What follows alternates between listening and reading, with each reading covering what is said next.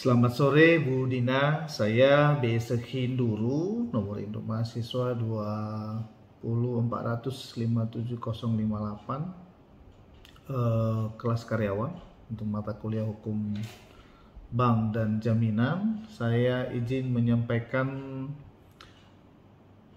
vlog dengan tema koperasi, yang mana vlog ini akan menjadi pengganti UTS. Pada kesempatan ini saya akan membahas terkait tentang koperasi, apa saja itu koperasi, sejarah koperasi dan masuknya kapan di Indonesia. Kemudian saya juga akan menyampaikan juga poin dasar hukum koperasi di Indonesia. Kemudian apa aja jenis-jenis koperasi dan apa kelebihannya. Lalu yang tidak kalah penting, apakah ada perbedaan antara koperasi dengan bank. Selanjutnya tentu karena terkait bank, apakah sebuah koperasi bisa menjadi bank?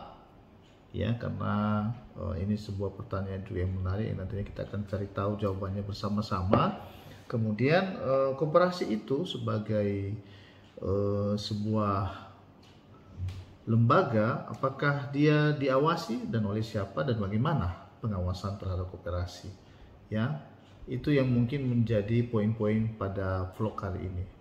Saya langsung saja memulai pada poin pengenalan apa itu koperasi, sejarah, dan kapan masuknya ke Indonesia. Koperasi adalah sebuah bentuk organisasi ekonomi yang dimiliki dan dioperasikan oleh anggota-anggotanya, yang biasanya memiliki tujuan untuk memenuhi kebutuhan ekonomi mereka sendiri. Koperasi bertugas untuk meningkatkan kesejahteraan anggotanya dan tidak bertujuan mencari keuntungan sebanyak mungkin. Anggota koperasi biasanya berbagi tanggung jawab dalam pengambilan keputusan dan keuntungan yang dihasilkan oleh koperasi. Sejarah koperasi dimulai pada abad ke-19 di Eropa. Koperasi modern pertama kali muncul di Rochdale, Inggris pada tahun 1844. Dengan terbentuknya koperasi Rochdale, koperasi ini memperkasai prinsip-prinsip dasar koperasi yang masih berlaku hingga saat ini. Apa saja itu? 1. Keanggotaan terbuka dan sukarela. Koperasi terbuka dan untuk siapa saja yang bergabung dan bersedia mematuhi aturan koperasi.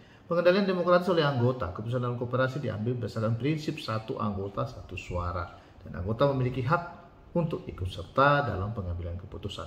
3. Partisipasi ekonomi anggota. Anggota berkontribusi secara finansial dalam koperasi dan berbagi keuntungan yang dihasilkan. 4. Otonomi dan kemandirian.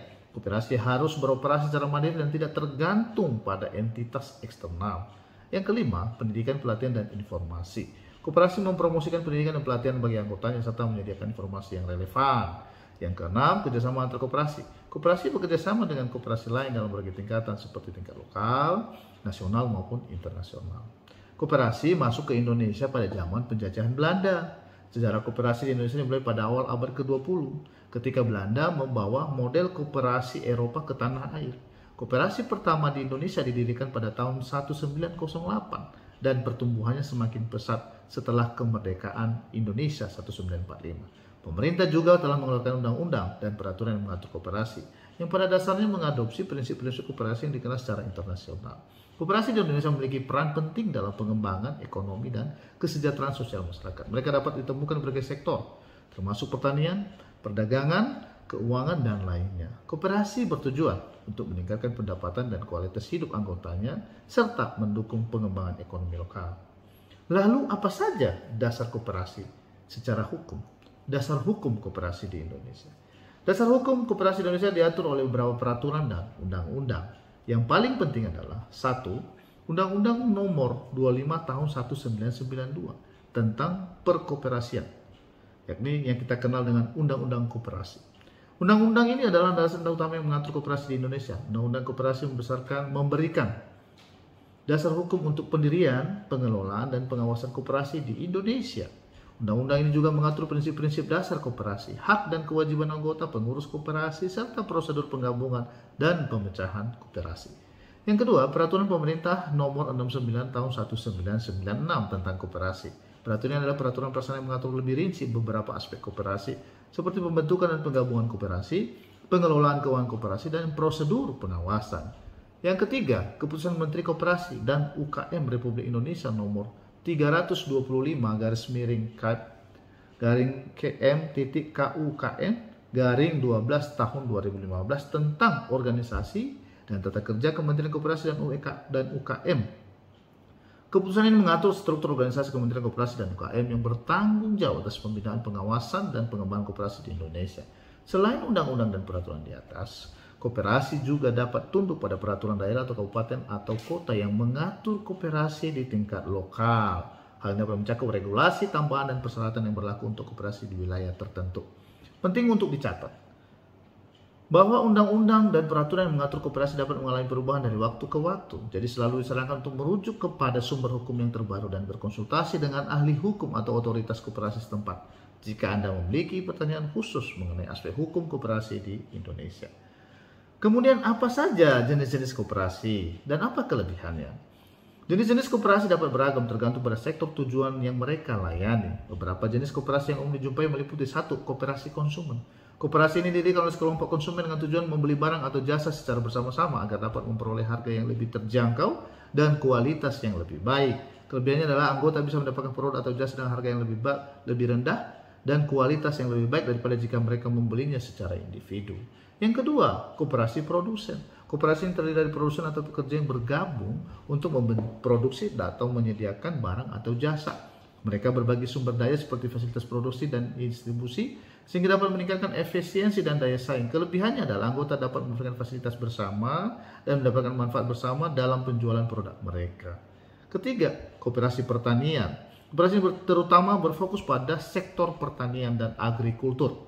Petani atau pelaku usaha pertanian bergabung untuk meningkatkan daya tawar mereka dalam hal pembelian input pertanian, pemasaran pertanian, dan pengembangan teknologi pertanian. Kelebihannya adalah meningkatkan akses petani ke sumber daya dan pasar yang lebih besar. Yang keempat, koperasi kredit. Koperasi kredit menyediakan layanan keuangan kepada anggotanya termasuk pemberian pinjaman, tabungan, dan produk keuangan lainnya. Kelebihannya adalah memberikan akses keuangan kepada anggota yang mungkin sulit memenuhi syarat layanan keuangan dari lembaga keuangan lainnya. Yang kelima, koperasi pekerja. Koperasi pekerja dimiliki dan dioperasikan oleh para pekerja yang bekerja dalam bisnis yang sama, memiliki kendali atas keputusan bisnis dan keuntungan yang dihasilkan. Kelebihannya adalah pekerja memiliki kendali atas pekerjaan mereka dan mereka dapat berbagi keuntungan dan tanggung jawab. Yang keenam, koperasi kesejahteraan. Koperasi kesejahteraan berfokus pada penyediaan layanan sosial seperti perumahan, pendidikan, perawatan kesehatan, dan kegiatan sosial. Tujuan utamanya adalah meningkatkan kesejahteraan sosial anggotanya. Kelebihannya adalah memberikan akses terjangkau ke layanan sosial dan meningkatkan kualitas hidup anggota. Kelebihan utama dari koperasi secara umum adalah 1. Pemilihan pengendali bersama. Anggota koperasi memiliki kendali yang sama atas keputusan dan operasi, sehingga mendorong partisipasi demokratis.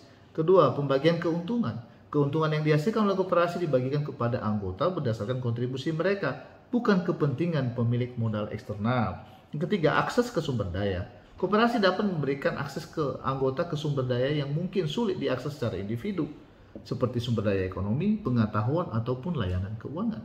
Yang keempat, peningkatan kesejahteraan anggota. Koperasi bertujuan untuk meningkatkan kesejahteraan anggota dan mendorong pertumbuhan ekonomi yang inklusif. Yang kelima, keberlanjutan. Koperasi seringkali lebih berkelanjutan karena anggota memiliki kepentingan jangka panjang dalam kesuksesan koperasi. Namun penting diingat bahwa keberhasilan koperasi sangat bergantung pada manajemen yang baik, komitmen anggota, dan lingkungan ekonomi di mana mereka beroperasi. Poin yang berikutnya tentang koperasi adalah apa sih perbedaan koperasi dan bank? Koperasi dan bank adalah dua entitas keuangan yang berbeda dalam berbagai aspek. Meskipun keduanya berperan dalam menyediakan layanan keuangan kepada masyarakat, berikut adalah perbedaan utama antara koperasi dan bank. 1. Struktur kepemilikan. Koperasi dimiliki dan dioperasikan oleh anggota. Anggota koperasi berpartisipasi dalam pengambilan keputusan dan memiliki kepemilikan dalam koperasi sesuai dengan jumlah kontribusi mereka. Bank adalah lembaga keuangan yang dimiliki oleh pemegang saham atau pemilik modal. Pemegang saham memiliki saham bank dan mendapatkan keuntungan dari kepemilikan saham tersebut. Kedua, tujuan. Tujuan utama koperasi memberikan manfaat langsung kepada anggotanya, baik dalam bentuk harga lebih terjangkau, keuntungan yang dibagikan, atau akses ke layanan keuangan. Koperasi berfokus pada kesejahteraan anggota dan pemberdayaan ekonomi mereka. Tujuan utama bank adalah mencari keuntungan. Mereka mengumpulkan dana dari nasabah dan memberikan pinjaman atau investasi dengan harapan mendapatkan keuntungan dari perbedaan suku bunga atau biaya layanan. Ketiga, pengawasan dan regulasi. Koperasi diatur oleh undang-undang dan peraturan yang khusus mengatur koperasi. Pengawasan biasanya dilakukan oleh badan koperasi di tingkat lokal atau nasional. Bank diatur secara ketat oleh otoritas keuangan sebagai bank sentral atau badan pengawas keuangan yang bertujuan untuk memastikan stabilitas transparansi dalam sistem keuangan. Bagian keuntungan. Keuntungan yang oleh koperasi dibagikan kepada anggota berdasarkan kontribusi mereka. Sebagian keuntungan juga ditempatkan dalam cadangan untuk pengembangan koperasi. Keuntungan bank umumnya disalurkan kepada pemegang saham dan pemilik modal dalam bentuk dividen atau kenaikan nilai saham. Pengambilan keputusan. Keputusan dalam koperasi diambil berdasarkan prinsip atau satu anggota satu suara. Anggota memiliki kendali dalam pengambilan keputusan yang mempengaruhi operasi koperasi. Pengambilan keputusan dalam bank biasanya dipengaruhi oleh pemegang saham yang memiliki saham dengan hak suara sesuai dengan jumlah kepemilikan mereka. Meskipun ada perbedaan mendasar antara koperasi dan bank, keduanya memiliki peran yang penting dalam menyediakan layanan keuangan kepada masyarakat dan memenuhi berbagai kebutuhan masyarakat. Keputusan untuk menggunakan layanan koperasi atau bank biasanya tergantung kepada kebutuhan dan preferensi individu. Apakah sebuah koperasi atau koperasi bisa menjadi bank? Ya. Sebuah koperasi dapat menjadi bank atau memiliki unit usaha simpan pinjam yang mirip dengan fungsi perbankan. Namun, untuk mengubah atau memiliki unit usaha simpan pinjam dalam koperasi, beberapa hal harus dipertimbangkan. Perizinan dan regulasi, kemudian modal dan kelayakan, kemudian keberlanjutan bisnis, kemudian konversi status hukum, dan yang terakhir adalah memenuhi persyaratan khusus. Bank dan lembaga keuangan seringkali memiliki persyaratan khusus dalam hal modal minimum, pengungkapan keuangan, manajemen risiko, dan perizinan yang harus dipatuhi.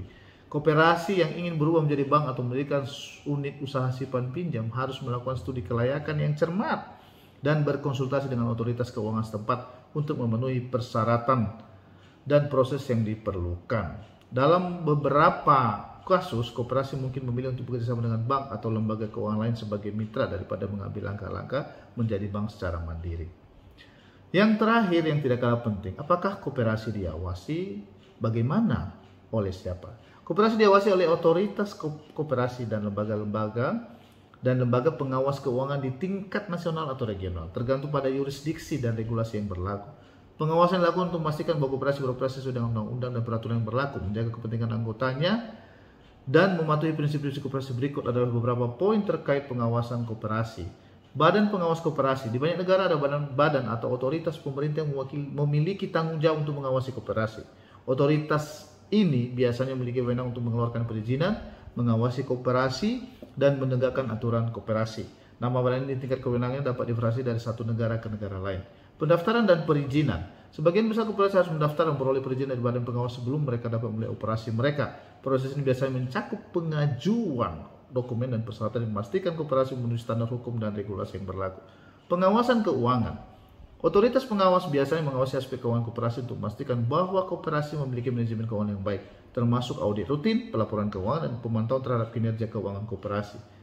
Keempat, kepatuhan terhadap prinsip koperasi. Otoritas pengawas juga memastikan koperasi mematuhi prinsip-prinsip dasar koperasi seperti keanggotaan terbuka dan sukarela, partisipasi demokratis, dan pembagian keuntungan kepada anggota. Yang kelima, penegakan hukum. Jika sebuah koperasi melanggar undang-undang atau peraturan yang berlaku, otoritas pengawas dapat mengambil tindakan hukum atau administratif termasuk memberikan peringatan, membatalkan perizinan, atau menghentikan operasi koperasi jika diperlukan. Yang terakhir adalah bimbingan dan pendidikan. Selain pengawasan dan penegakan hukum, Badan Pengawas Koperasi juga memberikan bimbingan dan pendidikan kepada koperasi untuk membantu mereka memahami dan mematuhi peraturan dengan baik. Penting untuk mencatat bahwa proses pengawasan dapat berbeda antara negara dan wilayah. Oleh karena itu, koperasi harus selalu berkomunikasi dengan badan pengawas tempat dan mematuhi regulasi yang berlaku.